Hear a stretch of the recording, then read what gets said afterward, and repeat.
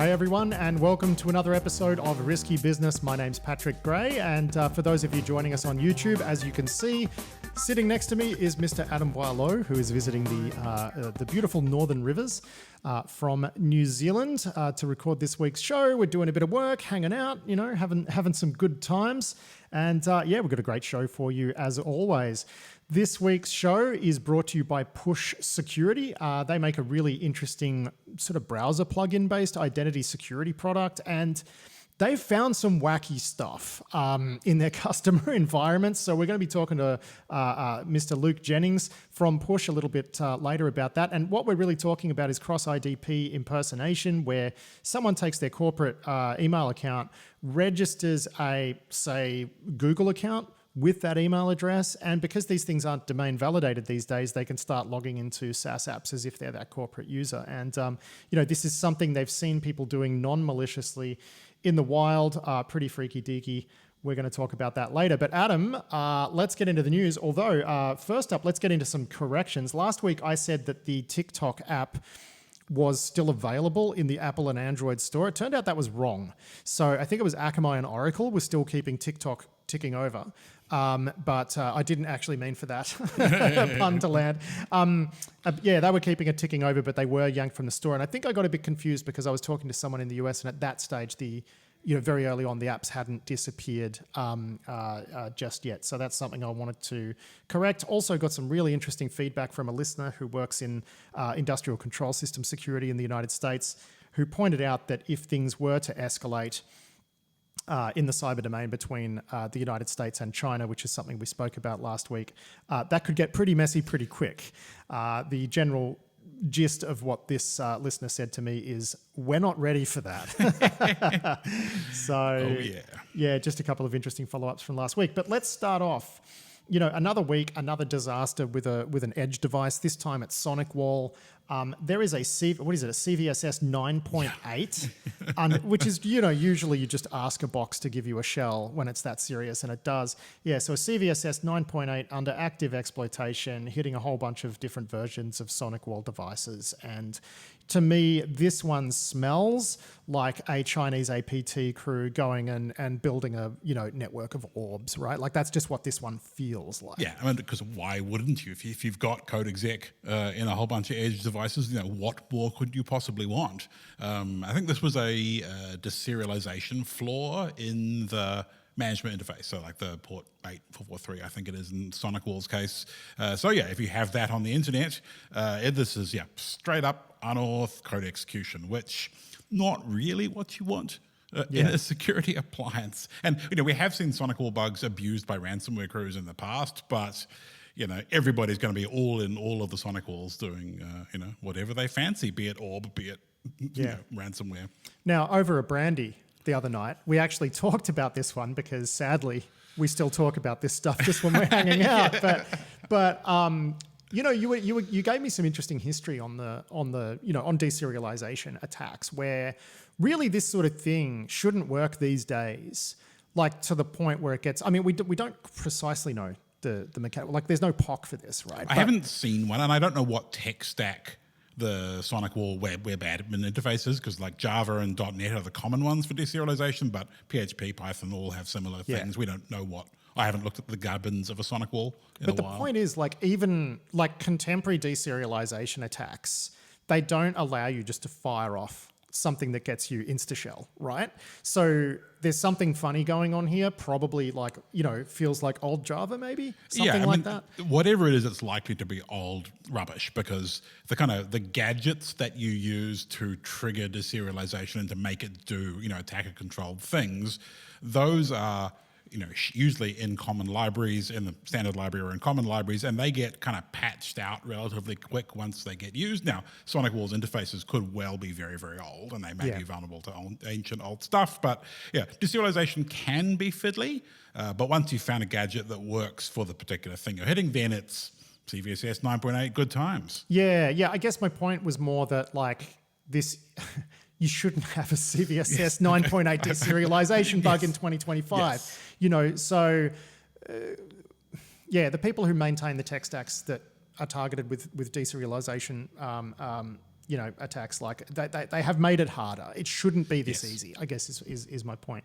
Now we're going to talk about a Krebs piece here, which is, is this huge news? I don't know, but it's comedy. It's what it comedy. is. It's definitely suitable as comedy.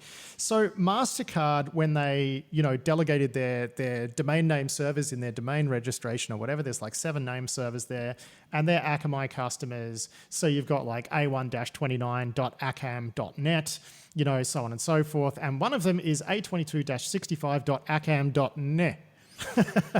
So they typoed it. So one of their 5 name servers pointed to an unregistered domain in Nigeria, which, and the funny thing is, like, if you typo like a DNS record with something like this, you're going to notice, because people are going to be like, there's typos that are going to break stuff. This doesn't, because DNS is pretty resilient.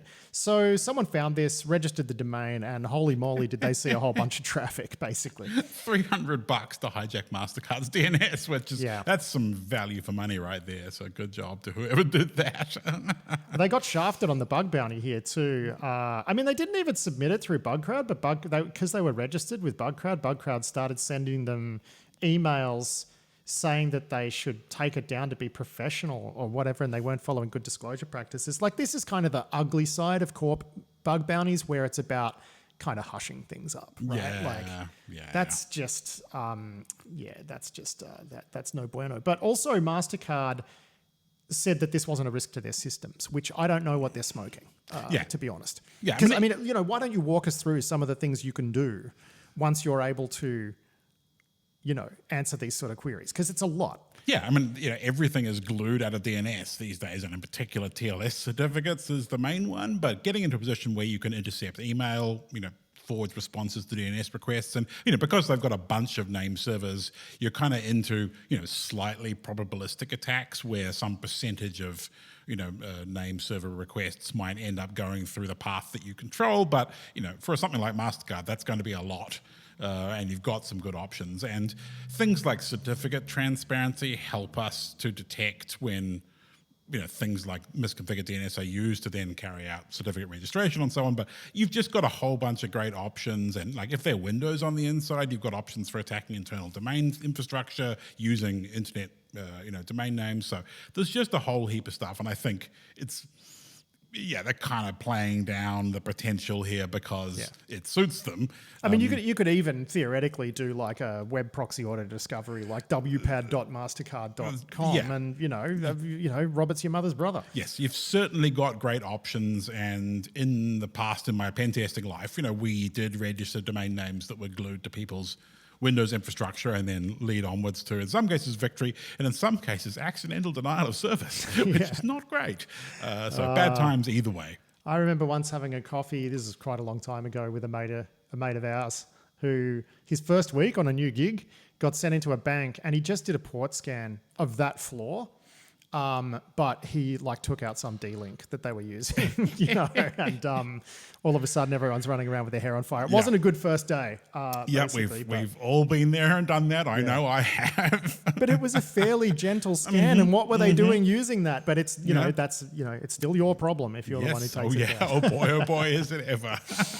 Now look, we've got a bit of an issue to talk about here, which is the massive consolidation of types of data with specialist cloud providers. And the reason we're talking about it this week is because there's a company in the United States called PowerSchool, which offers like school management software for schools. And as a result of that, a lot of schools use it. And it looks like they've been popped, and this is just turning into an absolutely gargantuan data breach, and I suspect it's one that we're going to hear more of. There's 16,000 K-12 schools worldwide.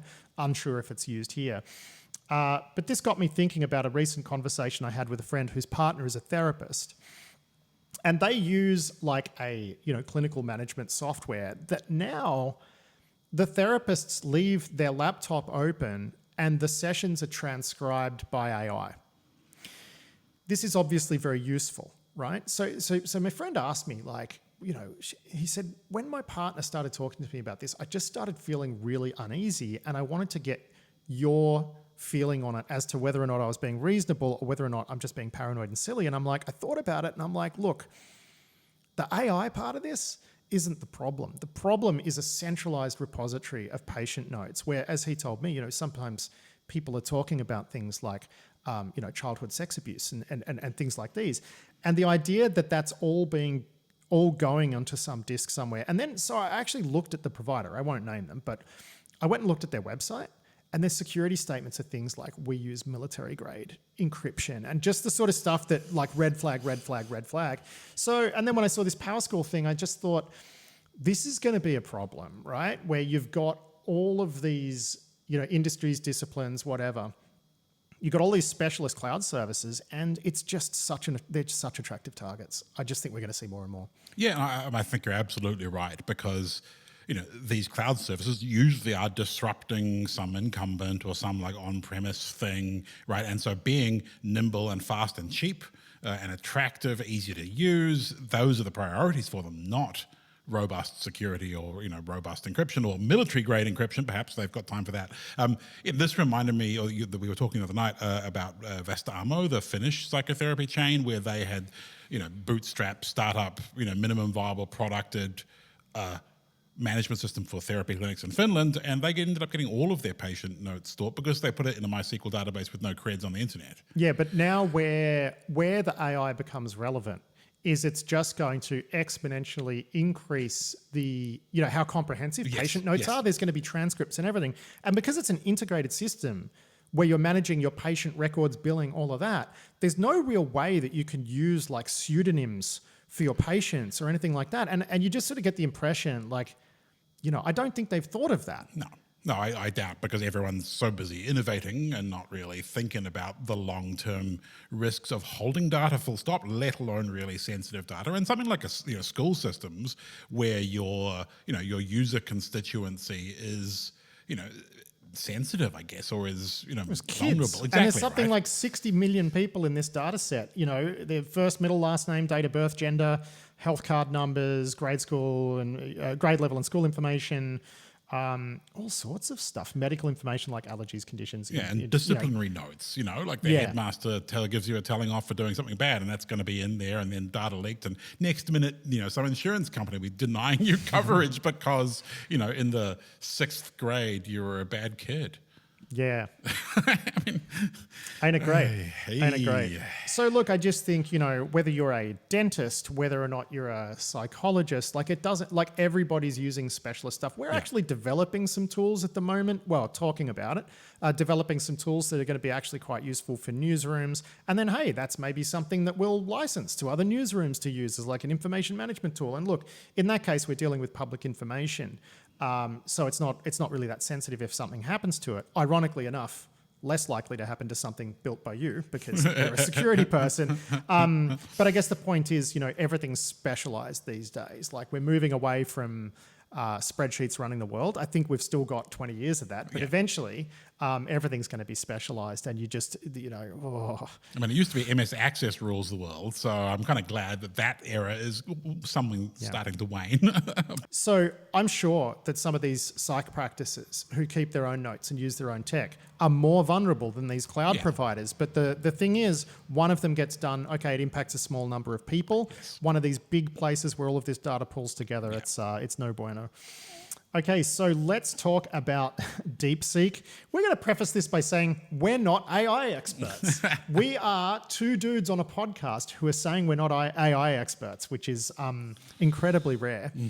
But it looks like a Chinese group has released an open source model called DeepSeek that has AI people all freaking out because they're claiming that it cost them very little to develop and it's very computationally efficient and whatever. And this has led to, people bailing out of NVIDIA and like its share price collapsing 17% and stuff. I have no idea if this is justified or not. What is interesting though is that they had to restrict signups to people in China now because they say that they've been experiencing all sorts of like DOS and API abuse. And can't say I'm surprised by that, because if you're the big shiny new thing, you're going to get attacked. Yeah, and I mean, even just the sheer amount of people signing up probably looks like a denial of service, and the amount of use and all those sorts of things. Once a large enough user base is playing with your things, you start discovering all sorts of weird edge cases. But they were they took over ChatGPT as the most downloaded. Yeah, AI but that's not a good metric. Store. Everybody's already downloaded ChatGPT. You know what I mean? So there's the long tail of people who haven't downloaded it yet, and they get over to, I don't know. Yeah.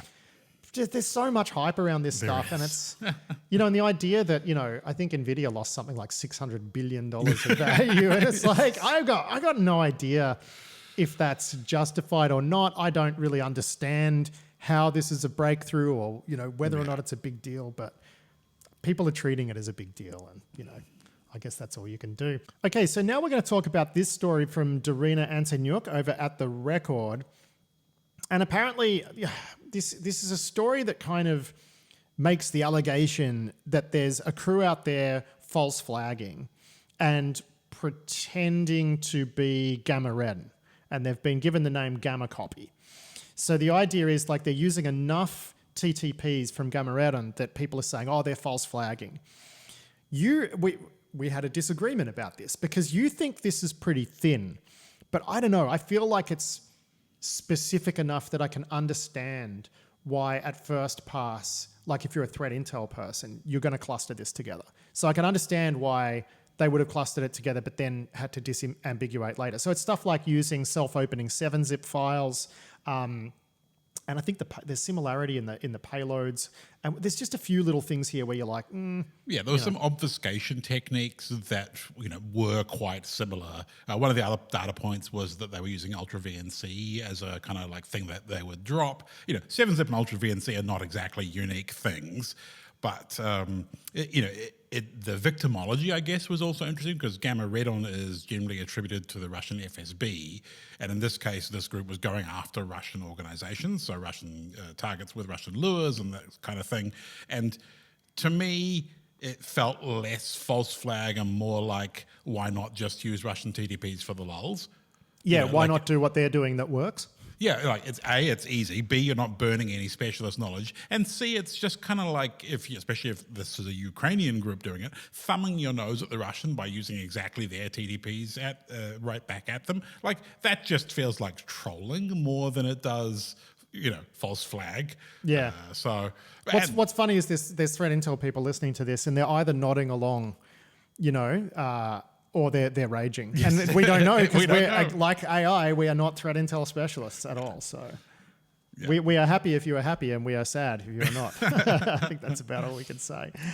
Now let's jump into the issue of all of these cable cuts that have been happening everywhere. So Alexander Martin, again at The Record, has written up this story where there's reports that intelligence officials are starting to say, look, all of these internet cable cuts in the Baltic and whatever, they're probably accidents.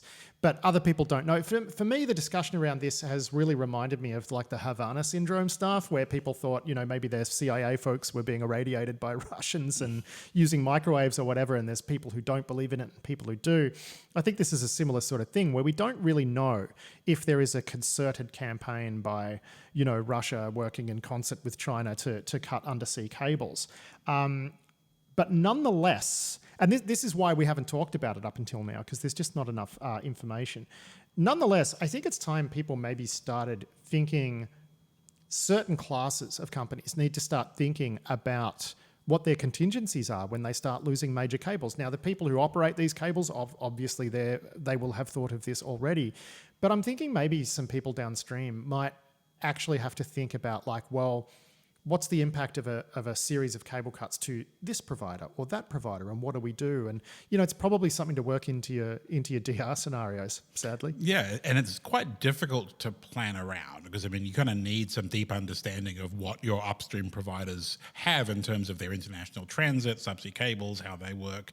And some cable operators will sell you geographically redundant services. So often they'll have cables that are sort of figure-8 loops or that kind of thing, where they'll sell you capacity on both sides of the loop, but that doesn't help you when there's a Russian ship dragging an anchor for 100 kilometers. Yeah, cutting both of them. Cutting both of them. So it is very hard. And also, it's quite expensive provisioning diverse access, especially subsea. It's bad enough across town. So it's hard. And some of the reporting we've seen, that does say, hey, maybe this is accidental, some of it sounds kind of compelling, but then the idea that you could drag your anchor for 100 kilometers and not notice, I am no mariner, but we like AI, yes. like threat intelligence. We are not maritime experts, We just read the computer shipping news, not the actual shipping news. Yeah. So look, and another thing, there's a great story here again from Alexander Martin where he's, there was this really funny disclosure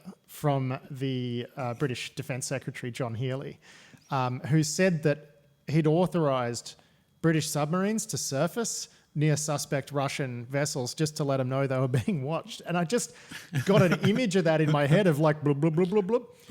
Hey, boys, what you doing? So I think, does that work? I don't know. But it's funny. It is funny, yes. And it must be, that would be a fun day at the office, having to poke the head of your submarine out the door. To shout at some Russians. To shout at some Russians, yeah. Better than slinking around all day. I mean, you do wonder, though, like if things were really to kick off in some major conflict, like this is a point of vulnerability, especially for countries like ours, like Australia and New Zealand, where we are islands. Yes. And if someone were to cut our cables, that would be extremely not good. Yeah, and I mean, how many cable fixing ships are there, right? That's pretty specialised equipment. Yeah. It takes ages to get it into position. And it's not like you can task your entire Navy to patrol your cables. No, exactly, right? These are difficult problems, and if and when it kicks off, boy, oh boy, we're going to be in some trouble. Yeah. Now, we've got a really interesting story here from Dan Gooden, which has the FUD headline, but the nuanced reporting, yes, which is an odd combo. But it's a story about some people who've been reverse engineering some of the protocols that are used in power delivery, particularly in Central Europe, right? So it turns out like a lot of the grid is just controlled via this unencrypted, unauthed wireless protocol, and they've managed to actually reverse engineer it and get it working, like being able to deliver payloads with a flip of zero, right? So that's not good, so that's really not good. And, the idea is the story sort of argues that if they could do enough simultaneous messing around with this protocol, they might be able to trip some sort of big event, like the withdrawal of supply or the addition of supply, but either way, something that would make the grid unhappy enough to just sort of disappear for a while. Dan's reporting here, though, does speak to a few experts where they're saying it's not likely. Oddly enough, though, I really didn't find that all that reassuring, right? Which is what I liked about this piece, is that you're like, okay, probably not the end of the world, but they didn't really convince me it's not a risk worth worrying about. Was that your vibe here as well? Yes, absolutely right. I've done plenty of work in environments where, hacker mindset is relatively new, and all of the old, greybeards that are involved in those systems are pretty dubious about some of the claims that hackers come up with. And often we are, getting it wrong because we're new to the area, we don't have the engineering expertise. But, this is one of these proof of concept or GTFO kind of situations, which is a little difficult when you're talking about the entire European grid. But the work that they have done is pretty interesting. The researchers have done pretty comprehensive not just like naive extrapolation. So in some cases, they made a flip of zero transmit some of these ripple control signals, which are relatively low frequency, and they can do that by kind of abusing the RFID mechanisms in the flipper. So it's very, very short range. And then they've done how do we build this at continent scale? Like, how long an antenna do we need? Can we string it up from a balloon and make it 0.5 kilometre tall and then transmit? And so they have talked to a bunch of people and done some of that work to think about scaling it up. So it's more compelling than some of the FUD headlines we've seen. But I think Dan did a pretty good job of at least getting the perspectives from everybody involved, even if we didn't really come to a comprehensive conclusion about whether or not you can just turn off the entire European grid. Yes, which wouldn't be great. It just wouldn't. Not ideal, no. Now, in some terribly surprising news, Adam, we never see this happen. John Greig has reported over at The Record that 69 million bucks has been stolen from a crypto platform called Femex. I mean, it's just amazing, man. It's been like, what, 2 or 3 years of just one of these, 2 of these, 3 of these every week. Yes, you know? but big money amounts to them. And sometimes we'll get things that are in the news, the Risky Bulletin kind of news list, and it's like, $10, $15 million. I'm like, meh, let's cut it. And then Catalan says, look, if you had $15 million, you'd be pretty happy about it. So, sometimes we do put them in. But yeah, $69 million, nice, is a fair amount. And but last year there was 308 million stolen from DMM Bitcoin and 235 million stolen from WazirX. Yes, WazirX. And this one did look like North Korean. Some people are saying the way the currency moved after it got nicked looked like normal North Koreanness, and they are the kind of the world experts at stealing bulk cryptocurrency. So the question is, are they going to convert it to Trump or Melania? Well, thanks to the blockchain, I guess we can find out. Yeah, that's right. Which the North Koreans prefer to hodl in. Now, a while ago, we spoke about the Breach Forums admin Pom Pom Purin, Yes. Connor Fitzpatrick, how he'd been sentenced to he got a slap on the wrist, and we were just like, wow, that's really weird. Yes, 17 days time served. Yeah, and it's funny because, I mean, he got 20 years of supervised release or whatever, but, it was interesting because we're normally sitting here talking about how the US justice system has gone too far. But in this case, we're like, wait, what? It looks like that sentence is being appealed by the DOJ, and he's probably going to get resentenced. And, they've handed it down to a lower court to go back and do the sentencing again, because it did seem, the judges decided that it was unfair and that he should have gotten more. But yeah, you definitely got some feeling of frustration from the prosecution about what he got. Given some of the stuff he was into, and Breach Forums was huge. It's kind of rare to see this, though. You know what I mean? Like, it is rare to see judges accept that their colleagues have erred. Yes. Right? And go, okay, we're going to resent. Like, it's kind of a big deal. So, I think he's not going to have a great time. All right, so let's talk about some academic research now into Apple chips, right? And, Apple's ability to just come out of nowhere and in a few years just switch from Intel to all of their M-series chips is just incredible. But, there's always going to be side channels in these things, and that's what this research looks at. This stuff is all Greek to me, pretty much. But what's the go here? So this is a group of researchers, I think mostly University of Georgia, that have done a bunch of prior work in Meltdown and Spectre and so on. So they kind of understand side channel attacks. And they've come up with 2 sets of side channels against Apple M-series CPUs and A-series CPUs that allow them to predict, to have side channels in the way that instructions are predicted, and in some cases data loading. So Apple's chips will make up data speculatively whilst the memory is offloading it, and then operate on that speculatively made up data, which in itself is just wild. I guess that's why these things are so fast. But from a practical point of view, what they demonstrated was doing this in web browsers, Safari and Chrome, and in the case of the Chrome and Safari attack, they are able to leak memory from other browser tabs. In the Chrome case, there's a feature called site isolation where unrelated sites don't get put into the same address space. So there's a separate process when you're between your Gmail and your banking, for example. But in some cases, it will share address space if they are subdomains of each other. So something.google.com might end up in the same address space as calendar.google.com or whatever. Anyway, so they've demonstrated some data leaking between, across that boundary. And honestly, that's pretty cool research, using WebAssembly and some of the, kind of tricks to make the browser do what it needs to do to trigger these attacks. So it's amazing academic work.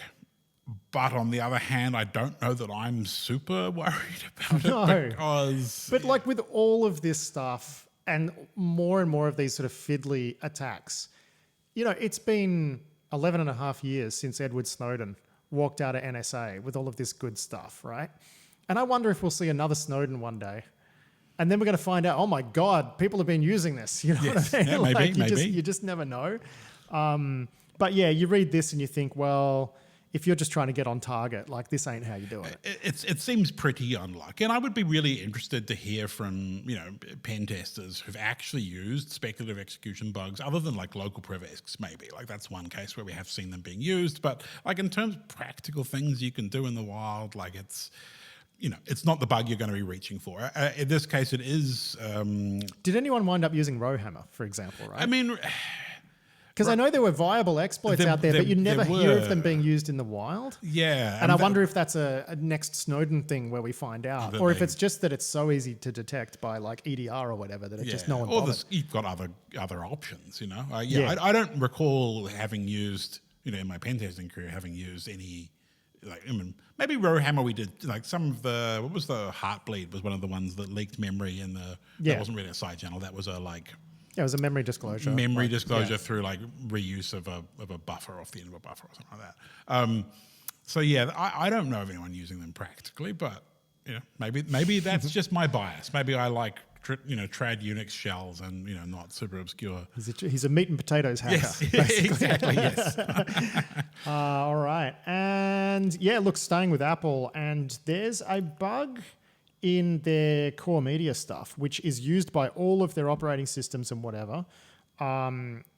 It's being talked about in this story. This is a TechCrunch one by Lorenzo. It looks like it affected software older than iOS 17.2, which is a little bit old, but we don't know when this bug started being used or whatever, so we don't know if it was O-Day when it was in the wild. But Apple's fixing it now. I mean, we have seen a lot of bugs in core media, right? Like that's where you're going to find them. There's a lot of parsers. There's a lot of absolutely. You know what I mean? And it's parsers and attack surface. The two, by their powers combined, is where we get the good bugs. And I mean, it's local privesks in Apple stuff are particularly useful for people who are writing exploit chains and using them in the wild, because that's a thing you normally have to do after you land. So every one of these that Apple kills, probably kills someone's very expensive tool chain. So well, I mean, in this case, it looks like it was dead already. But as you point out, right, like a local privilege escalation bugs for any iOS chain, like they're really valuable. Yes. It's not like most OSs where that's Yeah. I mean, they've crept up in value for things like Windows as well over the years, but like an iOS, essentially if you want to break the sandbox, because you need them all the time in iOS, whereas on every other operating system, often you don't need a local privesk. Often you're kind of there already. You've kind of already on target. You've got what you need, so they're less valuable there. Yeah. All right. So we're going to talk about some research here, and this is like bug bounty style research, which is like, I think it's just the write-up that's so good rather than the research, because the research is essentially fairly workaday API security research. Yeah. But someone has written it up. Who's this? Eaton Works, right? Have written this up, and the website's fantastic. It's very funny. So they took a look at McDonald's API in India, and they discovered that it was had several vulnerabilities which would allow them to do things like order food for 1 cent. And do all sorts of stuff. They could steal, hijack, redirect other people's delivery orders, and retrieve the details of any order or whatever. And they've put up a web page here, and it's covered in little McDonald's fries emojis and burger emojis, and the mouse cursor turns into a little packet of fries. GeoCities style. A little bit GeoCities, but I don't know. It's kind of cool. But the walkthrough of the research here is just I think anyone who's responsible for an API should just take a little thumb through this, because it's just, this is how someone sitting down is gonna have a go at you. Yeah, I mean, in the end, but one of the things that bug bounty kids are really good at is writing up their research, because you have to be, otherwise you don't get paid. And you can follow the train of thought. It's all explained pretty clearly. It all makes sense. It's also kind of fun. I miss the fact that security research has gotten so serious, and so it's nice to see someone kind of horsing about, having a bit of fun with it. And the bugs are legit too, right? I mean, there's some unauthored API parts. There's some bits where the guy uses mass assignment on the shopping cart midway through the payment process to change the values to whatever the minimum the card processor will do. It's solid hacking, and it's just a fun read. It is. Good job, guy. And Eaton Works is apparently a guy, not a company. So there you go. Just was looking into that while you were speaking. And kind of a quick one this week, isn't it? Because we're about to wrap up. But C is back as a computer language.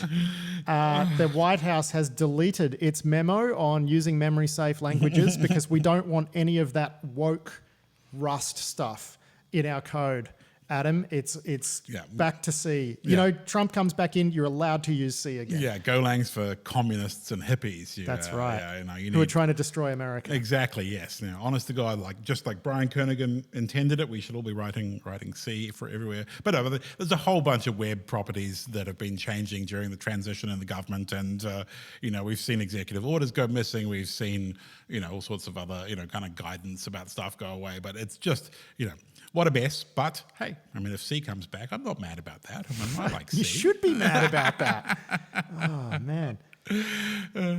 God's own macro assembler. That's a beautiful thing. All right, well, that's actually it for the news, Adam. But you and I are going to do something we don't normally do and actually have a bit of a chat about this week's sponsor interview because it is very interesting. I mentioned it briefly at the intro, but basically Push Security, they make a identity security platform, and a big part of it is a browser plugin, right? So they can collect things like login information that people have done through web browsers and stuff, give you incredible visibility into the SaaS apps you're using. They can do all sorts of stuff. They can prevent people from from recycling their SSO password into other sites, and just really, really handy stuff. So you can just Google Push Security, you'll find them. But they found some unexpected stuff. And that's a big part of what's in this interview is they noticed, some of their customers noticed they were getting all of these Google logins to Google accounts using corporate email addresses. And they're like, we're not a Google shop. So what's going on there? And it turned out what some of their staff were doing was actually registering Google accounts with their corporate email addresses. And you can have a Google account that's not an email account. So there's no domain validation. They'll just email that user. They'll email the address of the person who's trying to spin up the account with a code, and then bang, you've registered the account. And then the reason they were doing that is so that they could then log into SaaS apps that they were using as part of their jobs by clicking login with Google. Now, this got the people at Push thinking, well, if you could just phish that code, you can start logging into all manner of SaaS apps, and you haven't had to do any fancy token theft or install a malicious extension, or you know what I mean? Like, this is just a really easy way to do that. And I remember, signing up for an account with Dropbox and then with a username and password, and then just OAuthing to it with no password from a different browser profile with that email address, and it just let me in. So all of this stuff's a bit of a mess. Yeah, it's quite a complicated problem, and some of this is because of the way that kind of authentication has changed over time, from local authentication through to federated authentication and identity providers and so on. So authentication mechanisms in most systems are pluggable. So you can authenticate from a local account, you can authenticate with an IDP, you can authenticate from LDAP or from SAML or whatever else. And the systems that use those kind of authentication plugins don't really care which one. And using that in the real world, where you've got malicious use cases like this, does require a bit of kind of whole system thinking that you lose when you've got that sort of pluggable mechanism. And, the options you've got for dealing with that kind of blended authentication is defensively registering stuff with other identity providers, which can be done, right? And there's only a handful of them that are used commonly, right? So you got Apple, Google, and Microsoft are going to be your common ones. But I mean, I made a mistake on this when we were talking because I'm like, that's part of the spec, isn't it? It's agnostic. If that's your identifier, if it's your username at domain.com, if that's your identifier, like, it's in the spec that it respects it, whether it's username or password. But it's not in the spec. And they can, a lot of SaaS providers can choose to pin people to an authentication method or an IDP, but they don't do that. Because say, we were to switch to using M365, that'd break all of our SaaS access, and that would cause them help desk problems. So this is a real issue. Yeah. I mean, what the spec says is that identity providers provide an attribute that says whether or not they have validated control of the email address. So that's one kind of data point that you can use, and then they provide the email address related to it. They also say that you shouldn't use that email address as the kind of private, as the key, as the identifier for that user, that there is a separate unique value that's guaranteed to be unique that you should use for that. And those kinds of details are not something that as an outsider you can really see, right? If you're trying to assess, do the systems that use third-party identity providers that I rely on, do they care about the email validated attributes? Do they validate that? Do they do things per the recommendations? Because there's the letter of the spec, and then there's the kind of intent of the spec, and then the as-built reality of it, and then there's the way that everything kind of interacts and the glue between identity providers and relying parties, and all gets kind of messy and complicated. And as an end user, they want it to be simple. Like the flow should be click button, receive authenticated session. There shouldn't be much to fiddle around with, but if you're the security person and you kind of have to care about this stuff, it's really, really complicated. So and it's opaque as well. And it's that's why I found a really interesting thing about this story is the way it turned up was people using push to do something else and then just looking at the logs and going, that's weird. And you can totally understand why end users would do it, because it's often straightforward. You don't have to manage another password. In some cases, using federated auth like that is more robust and easier. But however, however, right? And then we're into the world also where how individual services handle multiple IDPs and whether they pin it. Like you're kind of supposed to, but there's no spec that says you should. That's just kind of accepted wisdom, best practice, the sort of thing a pen tester will probably write in a report. But nobody does. No one reads pen test reports either. So you know. They just tick the compliance box. Yes, exactly. Got SSO, green tech next. All right, so we are going to wrap up the news there, but I should mention too, we've got a couple of job postings to talk about. We've got lots of resumes that we're going through at the moment for our job, and we're doing some interviews around that. But there are two more jobs up for grabs. One is with Trail of Bits, and one is with Push Security, who's this week's sponsor, and I'll drop links to both of them in this week's show notes. Both United States-based positions. But here is that interview with Luke Jennings from Push Security talking about this whole issue of cross-IDP impersonation. Enjoy. We see people do this with their own accounts for real. Like we've got customers where, one of the reasons it came out is that they were looking for logins across their estate, and they saw all these logins to Google, but with corporate email addresses, and they were confused, saying, well, hang on, we're a Microsoft house, this must be a bug. And then we looked into it, it's like, no, like a certain percentage of your users have all registered personal Google accounts with their corporate emails, and they're using those to OAuth with Google into other downstream SaaS apps. So it happens even for legitimate use. Like people go and do this. That's a really funny way that you've discovered that, which is that it was a non-malicious use, which is their own corporate users legitimately logging into corporate SaaS apps with the wrong IDP. Yeah. Probably because it's easier. They get a button that says login with Google, and then they go and register that with their corporate email once, and they just do that from then on. It's easy. Wow. That's amazing. So walk us through like the phishing workflow to spin up those accounts, right? Because you're going to need to do a little bit of fancy footwork, I'd imagine. Yeah. So, I mean, when I was looking into this, I was thinking, how can an attacker take advantage of this? And it made me realize, a lot of people have got very strong SSO authentication methods now. Maybe they're even using passkeys or something to stop phishing entirely. So how do you get an account on a different IDP? Well, actually, as an attacker, you can go and register, say, that Google account yourself. You set the password, you do everything, and then it will email the attacker on their email address and go to their Outlook, for example. Now, you need to get that verification code, but you need to get that once. And you think about it, that's way easier to phish than doing an attacker in the middle phishing attack against their actual SSO account, or if they've got passkeys, it wouldn't even be possible anyway. So you just got to convince them to give you that code through some social engineering pretext once. For an account they know they don't even use, so why would they be too worried about it? You could create some context around that. Like, I'm not giving away a password, I'm not giving away an account I use, it's unused. You just got to get that code once, and then you can register that account, you control the password, and then you can start logging into things as Google instead. And it won't even go into the SSO logs for the real organization. because you go straight to the downstream app. So they won't even see suspicious logins through their IDP. Like, you bypass that as well. Yeah, I mean, I think that's the interesting thing here is that without, because of course you make a plugin, right, that captures this sort of telemetry. Without that, like, no one would have realized this was even happening. No, yeah, it's true. I mean, to be honest, it surprised us ourselves just seeing how legit users, how many of them were doing this as well. And then thinking through the full implications, you realize it creates quite a lot of potential problems in a large organization where you've got just more forms of ghost logins appearing, and you've got ways of circumventing SSO with verification phishing as well.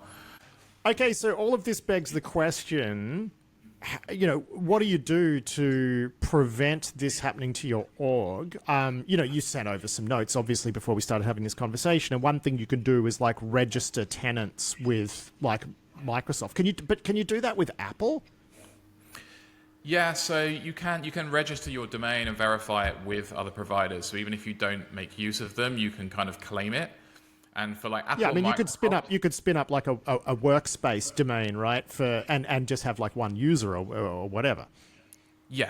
So like that's the intention. And if you do that with, say, Apple, for example, you can claim that domain, and as a result, you can then stop people making new personal accounts on that domain. So you can kind of close off Apple as a root, for example.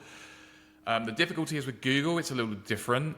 With Google, it will then tell you if there are other personal accounts, like unmanaged accounts on that domain, so you can gain visibility of them. But you have to kind of control how it handles conflicted accounts. It's not simple.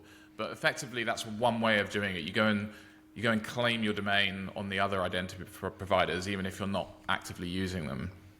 Yeah, okay. And I'm guessing that you would have recommended that to a bunch of clients and they've been through that process. Have they found it pretty simple?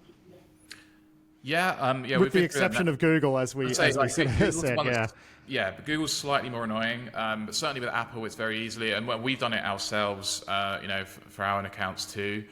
I mean, downstream from there, you can obviously go to your major apps and try and configure the authentication settings to prevent logins from other IDPs too, but obviously you're at the mercy of what the app allows, and you've got a lot more apps to go and do that for, rather than just a few different IDPs. I guess the main thing, though, the takeaway from this conversation is that because most of this OAuth is Apple, Google, Microsoft, like, it doesn't take a whole bunch to seal this off as a viable attack path for people out there, right? So people listening to this, at least they've got something they can do. Yeah, I think really it should probably become standard practice to go and claim your domains on the other identity providers in light of this. It'll be definitely good practice for people to do.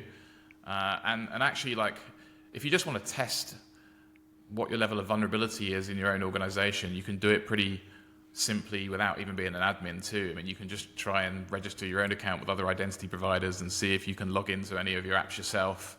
And you'll find out your level of vulnerability that way too. It's very simple. Yeah. Now, is there anything that those vendors should be doing differently, I guess, to prevent this from happening? I mean, unless they're going to restrict it with some sort of domain validation, I don't really see what else they can do, right? And as you say, product-led growth, they don't want to slow down the number of users who are coming to their services. So I can't think this is going to change on their end, right?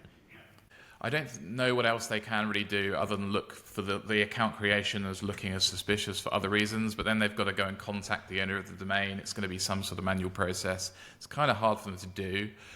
I think for general SaaS application vendors, though, what they can do is make it so that once you've logged in with one method, it's not easy to log in with a different method without some other step being taken.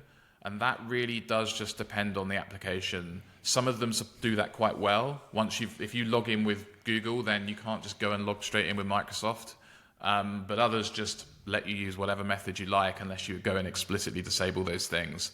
So it's really but there's always going to be that situation, isn't there, where people are going to switch between providers for their cloud accounts, and then it breaks all of their SaaS access. Because I mean, I did have a chance to have a bit of a noodle on this, and I'm like, I can't really see how this gets fixed, to be honest.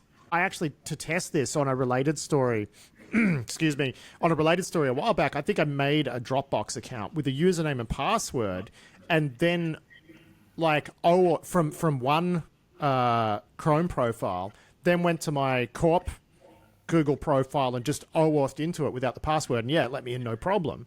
So it doesn't seem that these applications really care what method you use, whether it's username and password or which IDP you're using. And I can see why they do that, but I also feel like that's, not ideal. Let's put it that way. No, for sure. And I think it almost seems like some of the biggest apps are the ones that are more vulnerable there because they've tried to make it as easy as possible. Well, they're the ones who, every time they make support a little bit more complicated, they make their product a little bit more complicated, their support costs go through the roof, right? So it makes sense that the bigger services are the more difficult ones. But yeah, look, again, we've got some actionable advice here, so that's great, but not every company listens to risky business and is going to see this research. So that begs the question: what's the response to this work that you've been doing been like so far? Like, have a lot of people, have you talked to a lot of people about it? Has it generated a bit of buzz with people saying, "Gee, I didn't know that was an issue"? Sure. Yeah. I mean, we posted a couple of blog posts on it and sort of video demos of the attack. I got a lot of good feedback from that. I have seen there's even been some other people like Sublime release some detection mails in there for the verification phishing side of it. So we've got quite a lot of feedback from different people, and I think most people were pretty surprised at the outcome. It seems really simple, and it's only when you sort of think about it a little more that you realize the implications. It's been an interesting response to it. All right, Luke Jennings, thank you so much for joining me to talk about cross-IDP impersonation. Very interesting stuff, my friend, and always great to get some actionable advice out there in the show. Cheers. Thank you. That was Luke Jennings there from Push Security, rounding out this week's edition of the Risky Business Podcast. I do hope you enjoyed it. That's it from Mr. Beardy Adam Guy over here and me. But we'll be back next week with more security news and analysis. Between Two Nerds is coming back as well next week. Tom's had a couple of extra weeks leave, so he'll be back with the Gruck next week, and so will Seriously Risky Biz and all of that over at Risky Bulletin. But yeah, we'll catch you all next week. Bye. Thanks very much.